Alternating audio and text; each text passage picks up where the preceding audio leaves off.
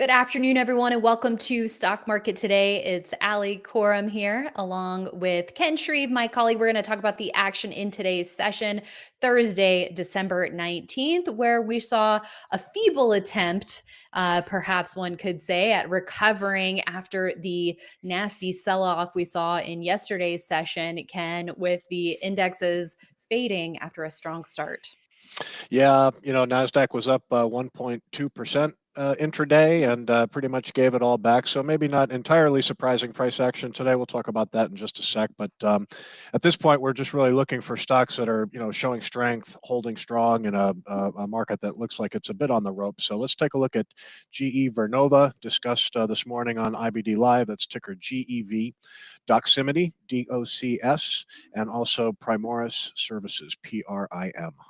All right, we will take a look at those stocks, but first, we want to analyze the major indexes. So the Nasdaq Composite today reversing lower, closing down 0.1% on the day. The S&P 500, same thing here. This chart is slightly delayed, but it was down 0.1% today. Also, the Russell 2000 hit a little bit harder here, down 0.4%, also tried to bounce at the open but faded to the close. And the Dow was able to hang on to a tiny gain here, Ken, closing the day up less than 0.1%. So, what do you make of the action here? We did not get a solid bounce, which I guess could be expected after the kind of weakness that we had yesterday. Yeah, I mean, we'll bounce at some point, but as you and I discussed yesterday, that was some pretty intense selling in the major stock indexes yesterday. And just to recap, the Fed cut interest rates as expected, but they have said they're not going to be cutting rates as aggressively as they first thought. I thought that was known by the market, but it still, I think, caught the market a little off guard.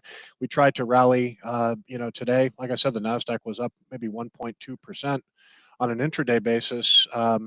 S&P 500 was also up a little more than 1%. But, after a day of institutional selling yesterday, seemed like we had a little more of it today, that indexes could not hold those gains. So, key piece of data tomorrow morning. It's always important when we get the personal consumption expenditures index, the Fed's favorite inflation gauge, expected to come in at 2.9. That's core year over year. Prices expected to be up 2.9%. That would be a little bit higher than what we got the prior month. So maybe we get a reading of 2.8. I assume the market's going to like that. If it's a little soft, if we get 3.0, the market's probably not going to like that. So I suspect that data tomorrow morning at 8:30 a.m. Eastern time is going to be an important one for the market to consider here. Absolutely, because that'll make a huge difference on how the weekly charts of a lot of these major indexes look, Ken, right? I mean, right now, solidly down for the week, the S&P below the 10-week line, the Nasdaq holding up a little bit better by comparison, but I mean, this downside reversal, off highs, resistance at 20,000, elevated volume, not a very good look. No, and again, we could get a market friendly inflation print tomorrow, but what we know right now is that we're in kind of a distribution phase for the market. So even if we do get a nice up day tomorrow, it's still too early to declare victory here. But you do want to be again paying attention to stocks that are holding up. We're in a time of the market where we've just been talking about the number of stocks that have just raced higher and gone gangbusters. Many have become way extended above their 50-day moving averages. So it's clear that a lot of market leading growth stocks probably need to pause and digest gains here a little bit. So we'll see if it happens. Market still seems a bit unhealthy at this stage of the game. Let's take a look at small caps, Ken. Here's IWM. Could it be on its way to making a trip down to that 40-week line?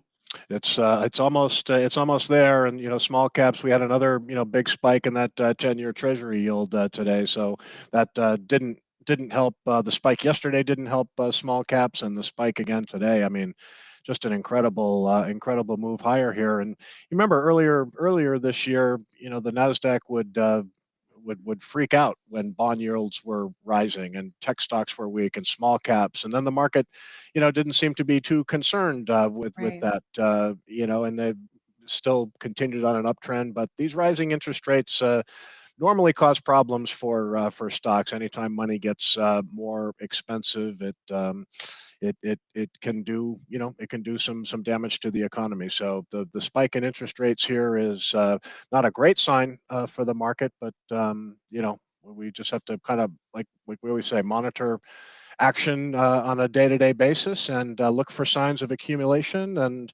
we'd like to see some rallies in heavy volume and declines in light volume. Right now, it's sort of the other way around, where we're getting these declines in higher volume and maybe coming back in light volume. So still a challenged market. I think where investors need to be very, very careful and just kind of maybe sit and watch from the sidelines. Don't try to force the issue by buying stocks when the market tide is flowing negative. That's a tough environment to make money. It sure is, Ken. Okay, and the Dow finally able to stop its losing streak.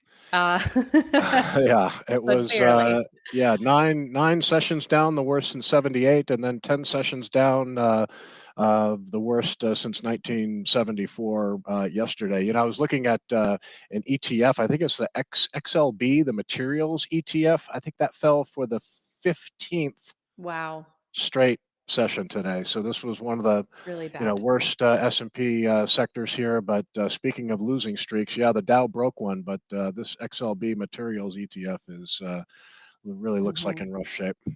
Right. And I mean, perhaps a hidden warning sign in October and November with that relative strength line, even though, you could say it was holding within some sort of base or at least, holding the 200-day line, but now it's really broken wide open. So definitely an area we want to stay away from for It's now. not often, yeah, it's not often when you see a stock, an index, or an ETF down for 15 days in a row. So obviously oversold at this point, and Mhm. it'll probably bounce sooner rather than later. But a lot of technical damage done here as well. No doubt. Okay. Let's see. Any other sector ETFs you want to check in on, Ken? XLF, Sure. was a bad break yesterday. We talked a little bit about the financials, bad break of the 50-day moving average, and this is just kind of did what the market did today. The XLF tried to rally, was up nicely early in the session, and then just sellers kind of dictated the action from there. So seeing plenty of ETFs and stocks below their 50 days now. Still seeing a decent supply of stocks above their 50-day lines too. So again, I think tomorrow morning, we could have a nice up session, or it could just be more of the same. So you got to be open-minded during volatile periods like this. But we'll see how the market reacts tomorrow. That we will. Okay, let's take a look at some stocks, starting with GEV. In full disclosure, I did pick up some shares today, Ken. The stock up almost 5% in elevated volume. And even though the market is coming under pressure and traders have hopefully been reducing exposure, if there are those leading stocks that are pulling back to key levels and bouncing like this one did, that I think is, an A or a B plus type of stock and setup, perhaps worth a little nibble here. Well, I thought, yesterday's price action was interesting. It fell. It didn't fall in higher volume. It fell in volume. Came in lighter than the prior session, held at the 50-day line, and then today, while you had a lot of stocks kind of following the market up sharply and then down by the close, GE Vernova kind of held near its high here, and volume picked up the pace from yesterday. So I remember, Webby this morning on IBD Live saying, if we're going to add anything to Swing Trader, it's going to have to be perfect. I think GE Vernova showed, excellent price action today. Swing over to the weekly chart, and just a huge uptrend, multiple up weeks in a row, and this is as orderly a pullback as you can see to a key support level here. So you can see so far the stock is up just a little bit for the week, but in the upper half of its range, and looking pretty good in this market. Right. I think when you study leading stocks, a lot of them will find support at that 10-week line along their run. So who knows if this is just a stopping point in the continuation of the run here. But what I love about this setup, you have the reversal after that strong move higher, but you're defining your risk, which I think is especially important in this kind of market environment, to not be getting too aggressive and taking on too much risk. So the stock closed today less than 3% above the 10-week line. So if you're using the low from this week, which is yesterday, and that 50-day line as your stop at, a decisive close below that level, I think that the risk reward ratio makes sense here. Absolutely, and couldn't have said it better myself. And again, a relative strength line that even during the pullback really did not fall off highs, that much at all. So very orderly pullback here. This is the energy spinoff of GE earlier this year, and really looking strong in this market. Yeah, like the estimates too. Okay, let's move on and check out DOCS.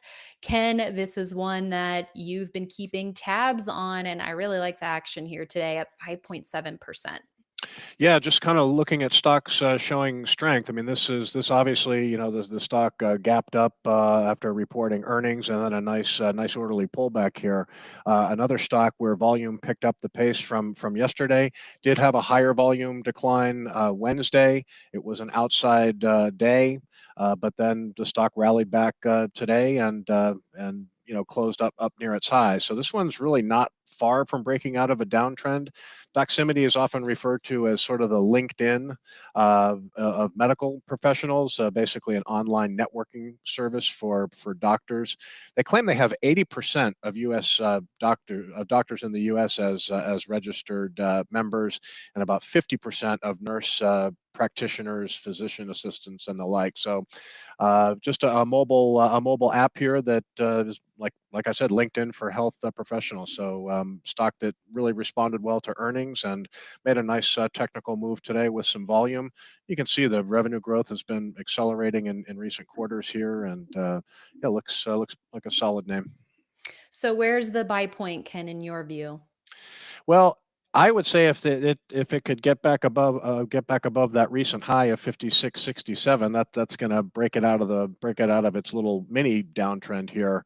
It was encouraging price action today, again with a close near highs, while most other stocks closed near their lows. So if we go to the weekly chart here, we know the fundamentals are pretty strong here.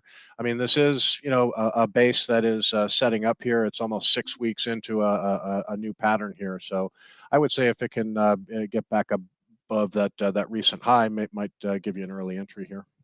All right. Let's now talk about PRIM, Primoris, as you mentioned in the building heavy construction group. Not even coming down to its 10-week line, Ken. So showing relative strength as well in this market. Yeah, this one didn't hold its gain today, but still, managed a decent gain of about 2.8%. Fell in heavy volume yesterday, rallied in light volume today. But this is a company specialty contracting services, infrastructure services, mostly to utilities and the energy industry. So the industry group, building heavy construction, has got a lot of leaders in it, still holding a really nice ranking in our 197 industry group rankings. Had a big earnings, positive earnings response several weeks ago, and then this one has really been holding on to these gains pretty well. So if it comes down, touches the 10-week line, there's your first test. It finds support. Could be a buy area here, or it could just hold above the 10-week line and form a new base. It looks like it'll be almost 3 weeks into a new pattern after tomorrow. So probably one of the stronger performers in this group. But like I said, leadership is pretty widespread in the group. Another one for the watch list. All right, Ken, what do you think the battle plan should be for tomorrow? Like you said, more key economic data coming out, and it feels like the market is on edge after the Fed reaction on Wednesday. So what's the game plan? Yeah, I mean, listen, personal consumption expenditures index is always a big report. I think tomorrow it just is just that much more important after we heard what Jerome Powell had to say about inflation. I thought it was when it kind of spooked the market when he said that the decision to cut rates yesterday was was a close call, so Right. that there were some people thinking that they didn't need to cut rates because the economy's been so strong. So again, we get maybe inflation tick a little bit lower tomorrow. That could be good news for the market. I don't think it's going to want to see a hotter than expected number. So the core year over year 2.9 is the estimate. So 2.8, maybe we get a positive response. 3.0, probably not so good. All right. Well, thank you, Ken, as always, for the insight. We appreciate it. You bet. And thanks everyone for tuning in as always. The team will be back tomorrow morning on IBD Live, joined by special guest Eve Bobach, who is great at spotting top IPO stocks. So it'll be great to hear from her. Be sure to tune in investors.com/IBD Live, where Ed Carson will be your host. I'm going to be out tomorrow, but back on Monday. Hope everyone enjoys their weekend.